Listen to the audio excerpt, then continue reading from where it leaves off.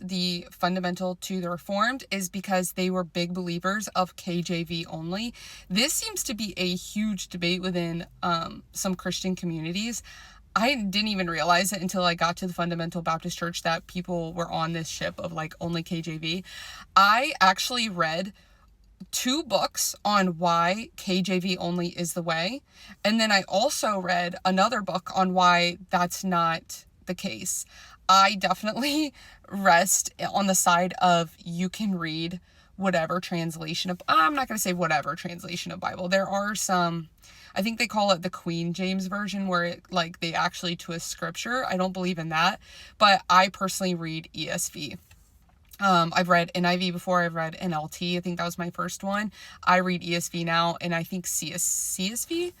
I don't get on board with the whole KJV argument. I've heard pros to it. It's the closest to the translation. I've heard, somebody else said that there's like a salvific issue. Like if it took one word out of, if you believe in Jesus, and I think like they're trying to say that other translations take that out. So it's saying that if you take out the, if you believe in Jesus, then you are saved. Like it takes that out, apparently. I don't know what version they were referencing this to. So given that, that would be a salvific issue because you have to believe. Like that is a big part of the statement. So I've heard that can right there cause salvific issue. And a lot of their debate was, well, what if somebody's on their last dying breath and you read them that verse, then they're going to go to hell. I think that is such an extreme mentality. And I think using random exceptions like that is not only like a fallacy, a logical fallacy, and not a good way to win your argument.